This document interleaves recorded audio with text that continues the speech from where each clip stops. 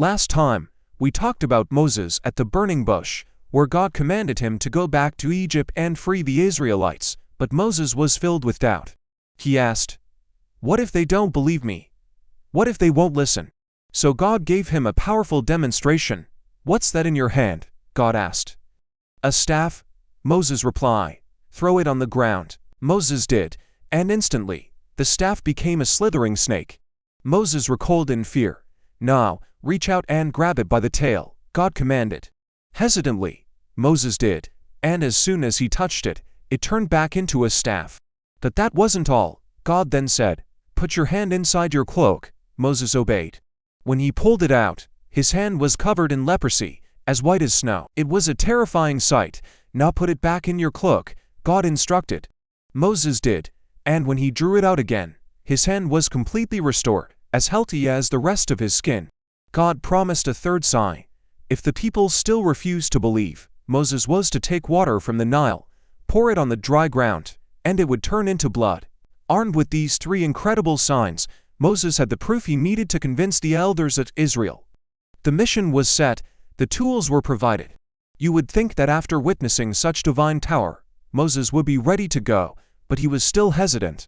He told God, "Please, Lord, I have never been eloquent, not in the past and not now. I am slow of speech and tongue." He was essentially saying, "I'm not a good public speaker."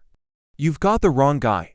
Now, this is where we see a very human side of the story. God's patience began to wear thin. The Bible says the Lord's anger burned against Moses. He responded, "Who gives a person a mouth? Who makes them deaf or mute?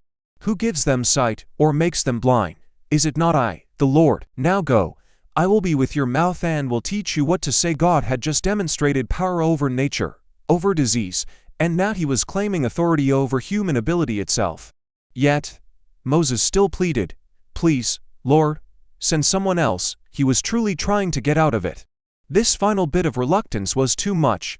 God's anger was kindled, but instead of abandoning Moses, he made a concession. He said, "What about your brother, Aaron the Levite? I know he can speak well. He is already on his way to meet you, and he will be glad to see you.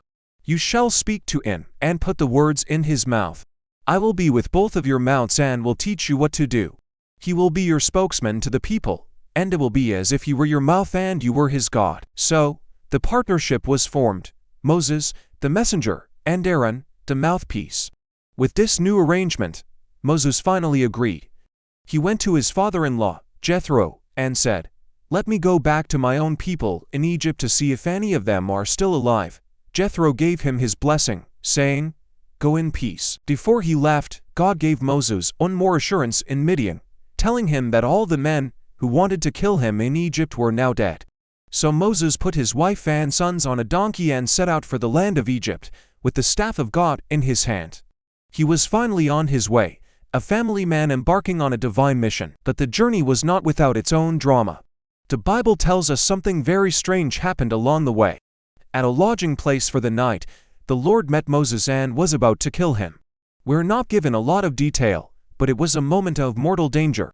Suddenly, Moses' wife, Zipporah, took a sharp flint knife, circumcised her son, and touched Moses' feet with it.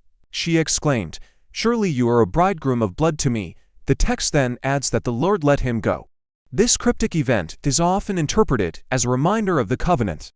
Circumcision was the sign of God's covenant with Abraham, and perhaps Moses had neglected it for his son. Zipporah's quick action fulfilled the covenant requirement, saving her husband's life and reinforcing the sacred nature of the commitment they were all under.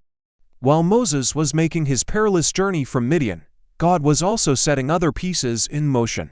He spoke to Aaron in Egypt, saying, "Go into the wilderness to meet Moses." So Aaron set out. Can you imagine his thoughts? He hadn't seen his brother in 40 years, ever since Moses fled Egypt as a fugitive. Now, he was being called by God to meet him in the middle of nowhere. Aaron obeyed without question. Their paths converged at the very place where it all began, the mountain of God, Horeb. The reunion must have been an incredibly emotional moment. Two brothers, separated by decades of time, distance, and drastically different life experiences, were brought together again by a divine plan. Moses, the fugitive shepherd, and Aaron, who had remained in the heart of Egyptian bondage. The Bible says Moses told Aaron everything the Lord had commanded him to say and showed him the signs God had given him. They embraced, not just as brothers, but as partners in the greatest liberation mission in history. All of Moses' earlier fears about being alone or being unable to speak were now gone. He had his brother by his side. Their first order of business was to gather the people. Moses and Aaron went back to Egypt and called together all the elders of the Israelites. This was the moment of truth. Would the leaders of their oppressed people believe this wild story from a man who had been gone for 40 years?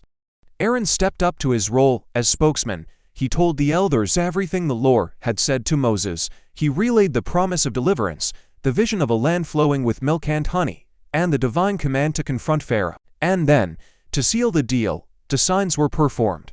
In front of all the elders, the staff was thrown to the ground and became a snake. The hand was placed in the cloak and came out leprous, then was healed. The words were powerful, but the signs were undeniable proof of divine authority. The reaction was immediate and unanimous. The Bible says the people believed, and when they heard that the Lord was concerned about them and had seen their misery, they bowed down and worshipped.